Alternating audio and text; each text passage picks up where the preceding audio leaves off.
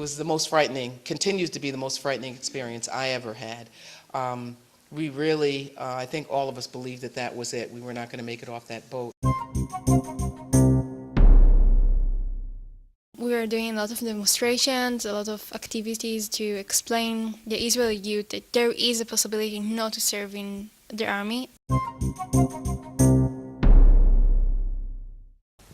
Hello, my name is Stanley Heller. Welcome to The Struggle.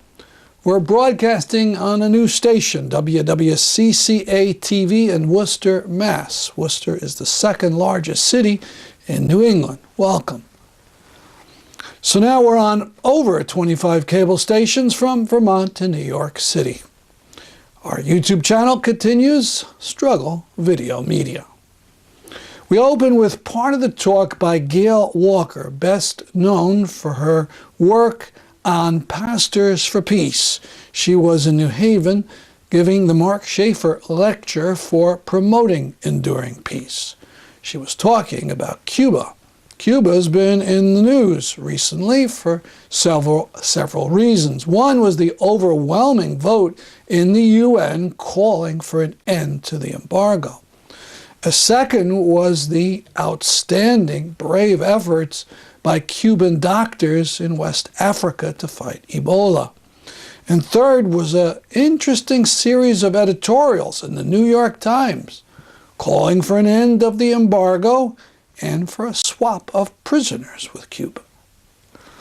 Then we go on to an interview with Danielle Yaor, a brave Israeli resistor, part of a group of young Israelis who oppose the horrors of their government.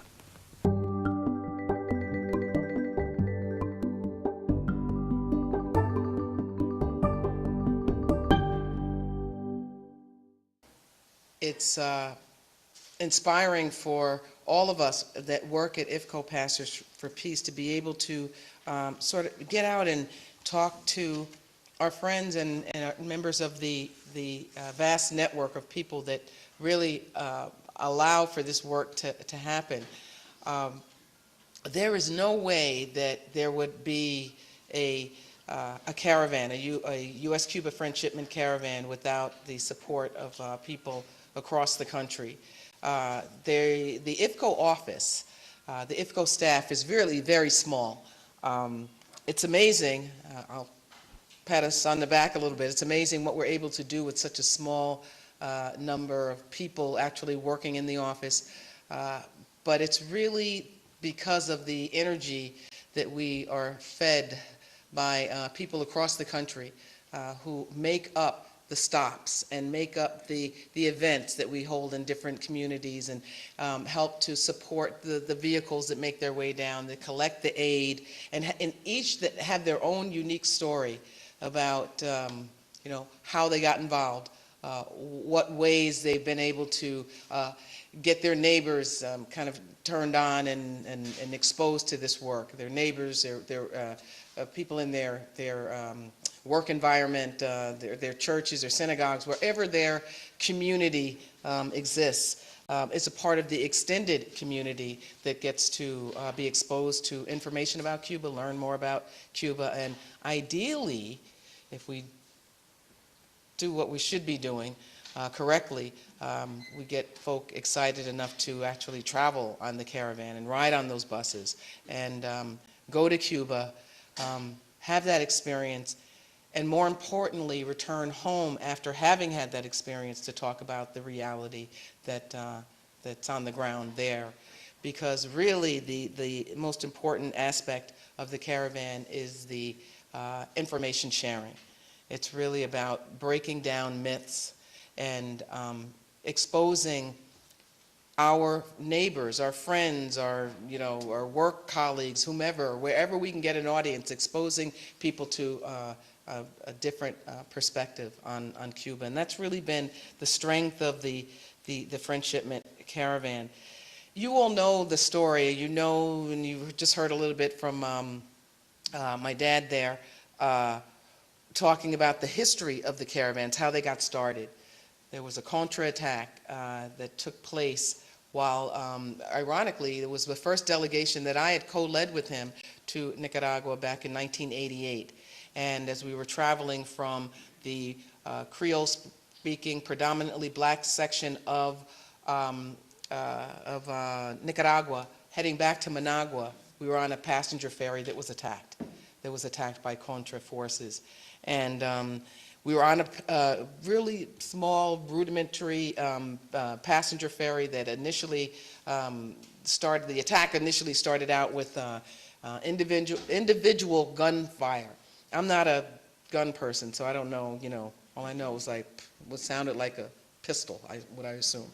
And that was followed by what sounded to me like automatic gunfire, blah, blah, blah, blah, blah, and then followed by heavy artillery, where the boat was literally violently shook from side to side. And without a doubt, and I've lived a few years, it was the most frightening, continues to be the most frightening experience I ever had.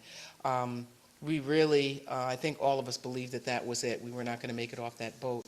And it was really sort of like the Old West, the cavalry came to the rescue. And the cavalry in this case were young, and I mean young kids, really, Nicaraguan soldiers, Sandinista soldiers, who literally kind of rode side by side with the passenger ferry, kind of fighting off the Contra who had really ambushed us.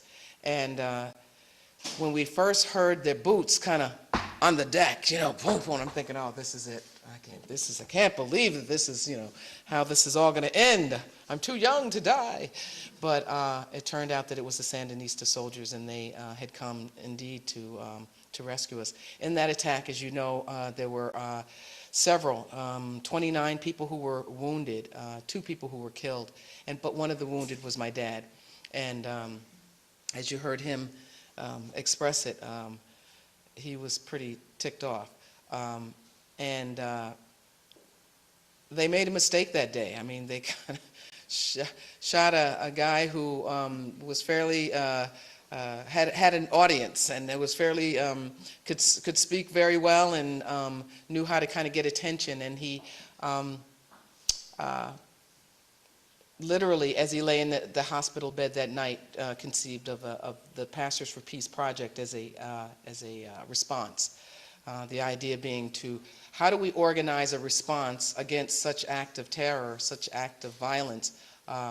We do that by getting people, like-minded people, to say, we'll one-up you. We're going to bring a caravan back to Nicaragua, packed with vehicles packed with humanitarian aid, collected in communities like this, in schools and churches and hospitals and wherever people of conscience reside, and that's what happened. So 6 months later, that first caravan came back into Nicaragua. The attack happened in August of 1988, and the first caravan to Nicaragua arrived Christmas Eve, 1988, and it was a really quite a inspiring, emotional, memorable experience. But that's how we started. That was the very first caravan, and we did several caravans to Nicaragua and other parts of Central America, because as you all know, this was during the height of the Contra War. This was at the height of the Reagan administration that was claiming that people like the Sandinistas were the bad guys and the Contra were the good guys, and it was all about, again, information sharing, trying to really change the narrative, getting people to recognize that there was a campaign, an intentional campaign of misinformation that was being perpetrated to get people in the United States to be opposed to forces like those that were running the country in Nicaragua at that time, the Sandinistas. Fast forwarding many years later, we had the fortune of meeting a Baptist minister, a community organizer from Cuba, Reverend Raul Suarez, who had seen what was going on in Nicaragua and had approached my dad and said, listen, we think you ought to try to organize a caravan to Cuba. Cuba was going to be a different, a different nut kind of to crack. There was a blockade, there was an embargo, there was the fines and imprisonment for traveling, there was the trading with the enemy. There were all of these layers of complexity that were going to make that much more of a difficult hurdle. But my dad never saw a hurdle that he didn't like to jump over, and particularly I think when it came to matters of justice. And so even though, and as you heard in that interview that I was saying, I kept thinking, I don't know how we're going to do this. I just can't, I don't know. I'm going to follow along, but I'm not sure that I see how we're going to do it. And sure enough, we did. As many of you know, those early caravans were really something. I mean, it was the caravans were really seen as a fresh new approach to protesting our government's policy toward Cuba and allowing the people of the U.S. in particular, because it's our government that's blockading Cuba, while we had friends coming from other countries to participate, it was really the policy of the U.S. and the people of the U.S. that we felt were needed to be in the forefront. And so we were able to organize this incredible caravan that first year in 1992. I think there were over 100 people who participated. There must have been about 15 or so vehicles, buses, all brightly colored, as many of you have had an opportunity to see, packed. I mean, packed to the gills with medical supplies, school supplies. In this case, in that first caravan, Bibles, bicycles, powdered milk. And ironically, things like bicycles, powdered milk, priests, literally in collars, carrying Bibles. You would assume that, I don't know, the government might sort of kind of back off, but they really, in many ways, helped us. There's one picture, I don't know if any of you know, there's a late Reverend Paul Mayer, who was on that very first caravan, who was carrying, he had his collar on, he had literally carrying a Bible in one hand, and one in each hand. And there's this really powerful photo that got taken of the border officials kind of just trying to strip the Bibles from his hands, and he's holding on to them, and it didn't make them look too good. And they tried to take those from him. There was a young woman who was riding a bicycle that she was going to take to deliver to Cuba, and the border officials kind of literally sort of tackled her. She actually had to go to court. She won her court case. But there were all of these images of people resisting a policy of blockade, a genocidal policy, using words that our friends in Cuba use all the time when you really think about the impact of the embargo, the blockade. That there are these images of people resisting and sort of the power structure holding them down, stripping them of these material goods, are really powerful images that were helpful in getting, I think, the vast majority of people in the country, in the United States, to really support the caravan effort, and even some members of Congress. There was even, I think, media outlets that had been kind of suspicious of what we were doing, but there was one CNN cameraman who was in the middle of, sort of videotaping this, and he kind of got jostled around, and the police wound up arresting him. Well, that got him really ticked off, and they wound up producing even more favorable stuff about what we were doing. But those were the beginning. That was sort of the beginning of this movement in the early 1990s. Started in 92, 93. Many of you know the story of the little yellow school bus that was seized, an innocent little school bus that was being taken to Cuba that was stopped, and the occupants, my dad and several others that were on that bus, held a hunger strike for 23 days. And that was a powerful, powerful time. There were many of us, myself included, that went to different cities and tried to muster up support for them. They were isolated down at the border in Laredo, Texas, hot, 110 degrees, on the school bus in a compound, kind of away from the view of the media and the view of the world. So our job was to kind of go to Houston and New York and San Francisco and other places where there were Treasury departments, and to protest in front of Treasury and to engage in civil disobedience, getting arrested, but as a way that we could draw attention to what was happening in Laredo.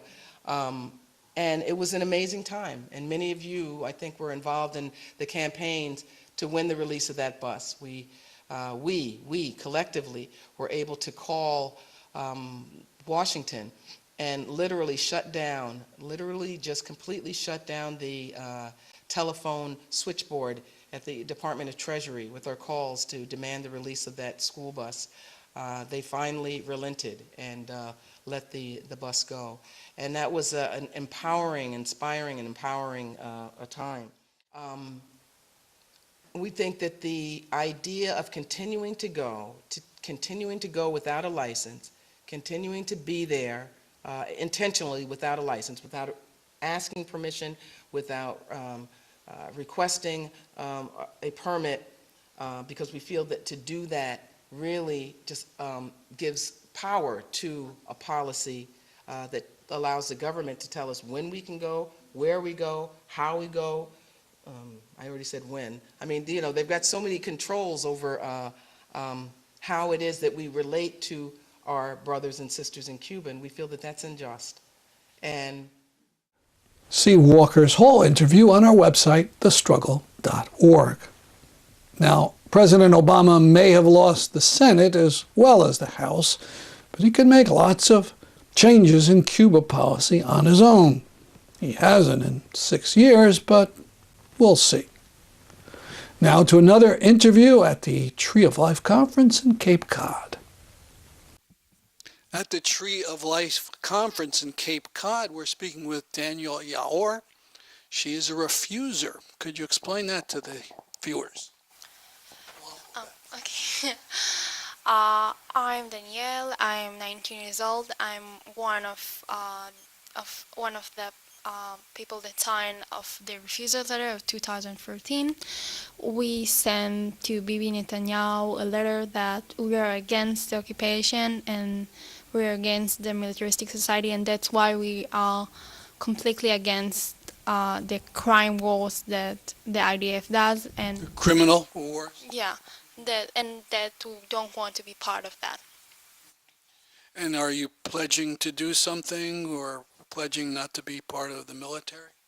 I'm not part of the military. I go out from the military. I lied that I have a mental issues to get out from the military, and we are doing a lot of demonstrations, a lot of activities to explain the Israeli youth that there is a possibility not to serve in the army, because there is a lot of Israeli youth that doesn't know there is a possibility not to serve in the army, because the Israeli society is really militaristic, and when you are not part of the military, you need to pay a really big social price. For example, when I tried to speak with Israeli youth, a lot of times they told me my family will not accept me, and we're trying to give those youth the opportunity to refuse. Now, the draft, of course, is required from women as well as men. At what age do you have to do Army service? When we reach to 18, we have to serve in the military until 21 for men, women until 20. And this organization, I heard it under the name Shmanistim, and how long has it been around? For sort of 12 years. Yeah. And small but continuing? Yeah, we are continuing, and we have our group included 150 refusers, and we getting bigger and bigger. And how does the rest of society, I mean, we hear that Israel is turning much more right-wing, nationalistic, even racist. How are they treating you people? Well, when I started, I can tell about myself and then about the other side, but when I started to think about the refuse, how that there is a possibility to refuse, and I started to learn and but in school about the philosopher John Rawls that talk about civil disobedience from my teacher that was an objector to. But in the education system, you cannot speak about those subjects in class because it's not legal. And after that, I was exposed to that. I started to search a lot of information. Of course, not from the education system, but from other places. And then after I collect a lot of information, I decided I have to refuse. And when I chose to refuse, I've been isolated by my family, by part of my family, and very big part of my friends. So it's a really big social price that you need to take from being a refuser. Did you know that that would happen to you? Yes, yes, yes. Because others told you that was their experience. Yeah, and anyhow, you can see it by how the Israeli society are militaristic, and when you are not part of this militaristic society, you straight ahead an outsider. So I just could see it. It's really easy. What part of Israel are you from? I'm from the north of Israel. My house is really close to Haifa. Were you in Israel during this last outbreak? What do they call it? Operation. Edge. Selective. They come up with these names, you know. Were you there then? Unfortunately, yes. What was it like?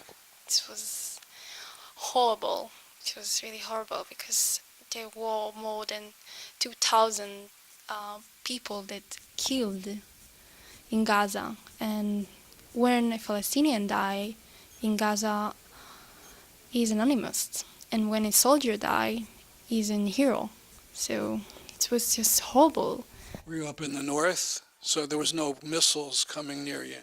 Most of the time I've been in Tel Aviv in the last summer, so there were also an attack on Tel Aviv a bit, but I mean, most of the attack were in Gaza, of course. Yeah. Could you talk to people, or were they just hysterical, kill them all? Well, in the last attack on Gaza, our group, the Shministic group, we did an action. We went to the center of Tel Aviv, Rothschild Street, and we hung teacher covered in blood, in fake blood. You hung a what? Oh, a T-shirt. Covered in fake blood to show the Israeli society that there is another side that died and suffering all the time. And we did also in graffiti. This was just in when just Protective Edge, the last attack on Gaza started. There were more than 200 people that killed in Gaza, and we did in graffiti that we wrote there that there is more than 200 people that died in Gaza, and this is the time to refuse.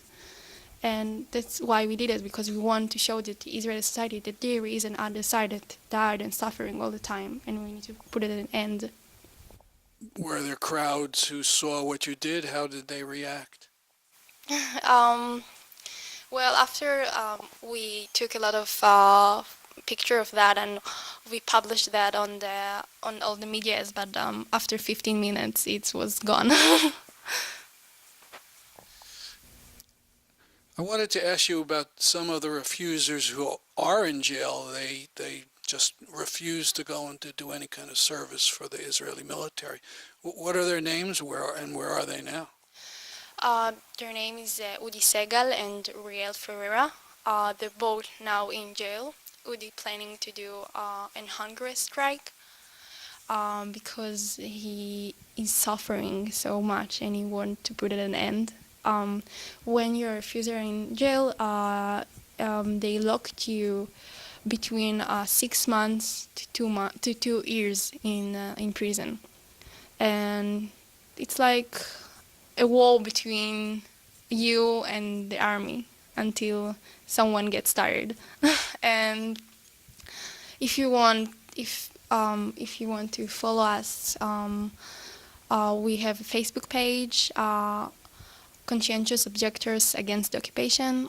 There's all the information about us, the letter, and Now, how do they treat these people? Do they put them in with the other prisoners, or do they keep them by themselves? they well, it's they put them in with the other prisoners, but they separate them. They are not together. Uriel and Uri, Uriel and Udi, they separate them. They are not together most of the time. They don't even see each other. But for Uriel, it was really hard because when he just locked in prison.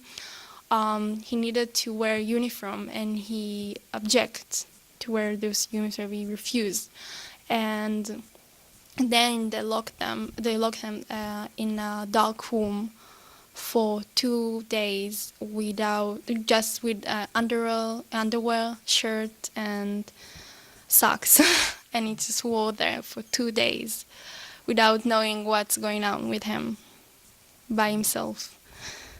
This is his first term. I know some of the people have been put back in prison again and again. Yeah, Uriel is more than 120 days in prison, and Udi more than 50 days in prison. Is it possible to write to them, or do the letters get in? So if people wanted to write words of encouragement, how would they do that? Send it to your organization, or what? They can send it to our Facebook page, Conscientious Objectors Against Occupation, and we will send that to them. Great, thank you very much. Thank you so much. There's another interview at Tree of Life that I did that's already up on the internet. It's with Travis Harden, a Lakota. He went to Palestine on a Tree of Life tour, and he gives his American Indian perspective on things in our talk. Skin feeling a little rough lately? Apartheid feeling a little bumpy? Well, you can smooth them both over with Ahava Dead Sea Cosmetics. Ahava is a product of Israeli apartheid, produced in one of our hundreds of Israeli settlements, which some people call illegal, but we don't let that hold us back, so why should you? Because if you're of the correct ethnic religious category, a settlement means you have civil, political, and voting rights, which those other people right outside don't. 2 sets of laws, separate, unequal, and all in your favor if you're of the correct ethnic religious category. That's where Ahava and its occupied territory Dead Sea mud come from. We say it's a product of Israel, but you know better. It's from the occupied West Bank, where some people have rights and some don't. So when you buy Ahava, you're buying the apartheid that refreshes. Luminous skin and a system of laws that discriminate in your favor. For brighter skin and brighter apartheid, Ahava. Apartheid in a jar.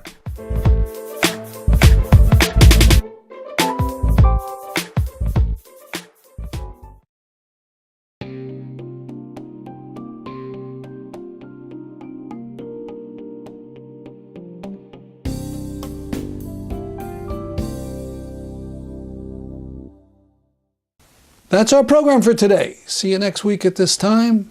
I'm Stanley Heller, and this is The Struggle.